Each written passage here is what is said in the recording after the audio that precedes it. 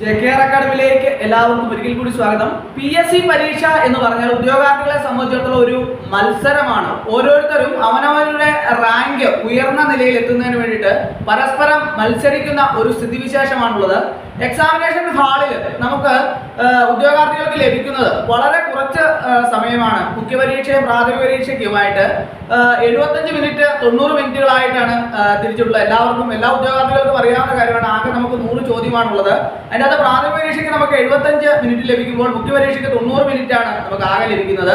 അപ്പോൾ പ്രാഥമിക പരീക്ഷയെ സംബന്ധിച്ചിടത്തോളം ഒരു ചോദ്യം ഒരു ഉദ്യോഗാർത്ഥിക്ക് അറ്റൻഡ് ചെയ്യാൻ കിട്ടുന്ന സമയം എത്രയാണ്? 45 സെക്കൻഡാണ് ആകെ ലഭിക്കുന്നത്.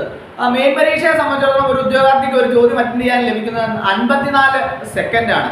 അപ്പോൾ പ്രസ്തുത കുറഞ്ഞ സമയത്തിനുള്ളിൽ നമ്മൾ ആ ചോദ്യത്തിന് കറക്റ്റായിട്ടുള്ള ഉത്തരങ്ങൾ നൽകി കൂടുതൽ ചോദ്യങ്ങൾ അറ്റൻഡ് ചെയ്ത് കൂടുതൽ കറക്റ്റ് ആൻസർ നൽകിയാൽ മാത്രമേ നമുക്ക് ഏറ്റവും ടോപ്പ് റാങ്കിൽ എത്തിച്ചേരാൻ സാധിക്കുള്ളൂ. അപ്പോൾ അതിനു വേണ്ടിയിട്ട് എല്ലാ ഉദ്യോഗാർത്ഥികളും മത്സരിക്കുന്ന ഒരു സ്ഥിതിവിശേഷമാണ് നിലനിൽക്കുന്നത്. അപ്പോൾ എല്ലാവരും ഉയർന്ന റാങ്ക് മേടിച്ച് ഗവൺമെന്റ് ജോലി എന്ന സ്വപ്നം ഏറ്റവും പെട്ടെന്ന് സാക്ഷാത്കരിക്കാൻ വേണ്ടിയിട്ട് മത്സരിക്കുന്ന ഒരു കാലഘട്ടമാണ് ഉള്ളത്. അപ്പോൾ ഈ എക്സാമിനേഷൻ ഹാളിൽ ഞാൻ പറഞ്ഞു വന്ന എന്താണെന്ന് ചോദിച്ചാൽ, ഈ എക്സാമിനേഷൻ ഹാളിൽ നമുക്ക് ഒരു ചോദ്യം അറ്റൻഡ് ചെയ്യാൻ വേണ്ടിയിട്ട് ഇത്രയധികം കുറച്ച് സമയം കിട്ടുന്ന സാഹചര്യത്തിൽ ഈ OMR ഷീറ്റ് പൂരിപ്പിക്കാൻ വേണ്ടിയിട്ട് നമുക്ക് ആദ്യം തന്നെ നമുക്ക് കുറച്ച് സമയം PSC അനുവദിച്ച് നൽകുന്നുണ്ട്.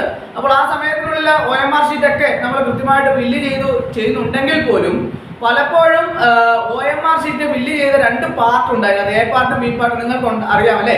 ഈ A പാർട്ടും B പാർട്ടും നമ്മൾ ഡിവൈഡ് ചെയ്ത് കീറി അത് ഒരു പാർട്ട് ആദ്യം എക്സാമിനേഷൻ ഹാളിൽ അതിനുവേണ്ടി ഇൻവാലിഡേറ്റർ അത് കളക്ട് ചെയ്യുന്ന അവസരവും അതുപോലെ തന്നെ മറ്റേ പാർട്ട് B പാർട്ട് കളക്ട് ചെയ്ത സമയം വേണ്ടി കുറച്ച് സമയം നമുക്ക് ഉദ്യോഗാർത്ഥികളെ സംബന്ധിച്ചിടത്തോളം നഷ്ടപ്പെട്ടു പോകുന്ന ഒരു സ്ഥിതിവിശേഷമാണുള്ളത്. ഉദ്യോഗാർത്ഥികളെ സംബന്ധിച്ചിടത്തോളം വളരെയധികം ഒരു നഷ്ടപ്പെട്ട ഒരു സ്ഥിതിവിശേഷമാണ് അവിടെ കാണാൻ സാധിക്കുക. എന്തുകൊണ്ടെന്നാൽ നമുക്ക് പരീക്ഷ എഴുതിക്കൊണ്ടിരിക്കുന്ന അവസാന നിമിഷത്തിലായിരിക്കും ചിലപ്പോൾ ഈ OMR ഷീറ്റ് കീറേണ്ട ഒരു സ്ഥിതിവിശേഷം ഉണ്ടാകുന്നത്. അപ്പോൾ ആ ഒരു സമയത്ത് നമുക്ക് ആ OMR ഷീറ്റ് കീറുന്ന അവസരത്തിൽ പലപ്പോഴും പല ഉദ്യോഗാർത്ഥികൾക്കും വളരെ വെപ്രാളത്തോടു കൂടി OMR ഷീറ്റ് കീറുന്നതിന്റെ ഫലമായിട്ട് OMR ഷീറ്റിൽ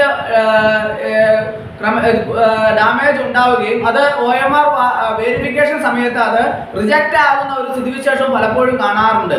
അപ്പോൾ അവിടെ അതിനു വേണ്ടിയിട്ട് മേൽനോട്ടം വഹിക്കുന്ന അധ്യാപകരെ സംബന്ധിച്ചിടത്തോളം അവർ ഈ OMR ഷീറ്റ് പരീക്ഷാ സമയത്തിന് ഉദ്യോഗാർത്ഥികൾക്ക് അനുവദിച്ചിട്ടുള്ള പരീക്ഷയ്ക്ക് വേണ്ടിയിട്ട് അനുവദിച്ചിട്ടുള്ള സമയത്തിനുള്ളിൽ ആ OMR ഷീറ്റ് കളക്ട് ചെയ്യുക, അല്ലെങ്കിൽ ഉദ്യോഗാർത്ഥികളെ കൊണ്ട് ആ OMR ഷീറ്റ് അങ്ങനെ തന്നെ അത് ഡിവൈഡ് ചെയ്ത് 2ആയിട്ട് കളക്ട് ചെയ്യുന്ന ഒരു സമയം കൊടുക്കുമ്പോൾ അതിനുവേണ്ടി എടുക്കുമ്പോൾ ആ സമയം എക്സാമിനേഷൻ സമയത്തിൽ എടുക്കുമ്പോൾ അത് ഉദ്യോഗാർത്ഥികൾക്ക് ചെയ്യുന്ന ഏറ്റവും വലിയ ഒരു ചതിയായിട്ടാണ് നമുക്കത് ചെയ്യാൻ പറ്റും. കാരണം വെച്ചാൽ അവർക്ക് വളരെ കുറച്ച് സമയമാണ് പരീക്ഷ അറ്റൻഡ് ചെയ്യാൻ വേണ്ടിയിട്ട് ലഭിക്കുന്നത്. പരീക്ഷ അറ്റൻഡ് ചെയ്യാന്ന് പറഞ്ഞാൽ ഒരു ക്വസ്റ്റ്യൻ അറ്റൻഡ് ചെയ്യാൻ വേണ്ടിയിട്ട് വളരെ കുറച്ച് സമയം ലഭിക്കുന്നുള്ളൂ. ആ സമയത്തിന് ഇടയ്ക്ക് ഈ OMR ഷീറ്റ് കീറി ഡിവൈഡ് ചെയ്ത് 2ആയിട്ട് സോർട്ട് ചെയ്ത് അവർക്ക് കൊടുക്കുമ്പോൾ അപ്പോൾ അവരെ സംബന്ധിച്ചിടത്തോളം ഉദ്യോഗാർത്ഥികളെ സംബന്ധിച്ചിടത്തോളം അത്രയും സമയം പോവുകയും ആ കോൺസെൻട്രേഷൻ എക്സാം എന്ന് പറയുന്ന ആ ചോദ്യത്തോട് നമ്മൾ സമീപിക്കുന്നതിനുള്ള കോൺസെൻട്രേഷൻ ഒക്കെ നഷ്ടപ്പെടുന്ന ഒരു സ്ഥിതിവിശേഷമാണുള്ളത്.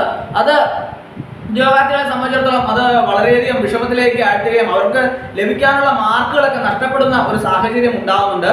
അതുപോലെ തന്നെ ഈ OMR ഷീറ്റ് കീറുന്ന അവസരത്തിൽ അവർക്ക് ആ OMR ഷീറ്റിന് ഡാമേജ് വരികയും പല ഉദ്യോഗാർത്ഥികളുടെയും OMR ഷീറ്റ് റിജക്റ്റ് ചെയ്യുന്ന അവസ്ഥയൊക്കെ ഉണ്ടാവാറുണ്ട്. അതുകൊണ്ട് പ്രസ്തുത OMR ഷീറ്റ് കളക്ട് ചെയ്യുന്ന അധ്യാപകർ പ്രത്യേകം അത് പരീക്ഷാ സമയത്തിന് ശേഷം അത് കളക്ട് ചെയ്യുകയാണെങ്കിൽ ഉദ്യോഗാർത്ഥികൾക്ക് വളരെയധികം പ്രയോജനപ്രദമായിരിക്കും. അത് ഉദ്യോഗാർത്ഥികളെല്ലാം തന്നെ വളരെയധികം ശ്രദ്ധിക്കേണ്ട ഒരു കാര്യമാണ്.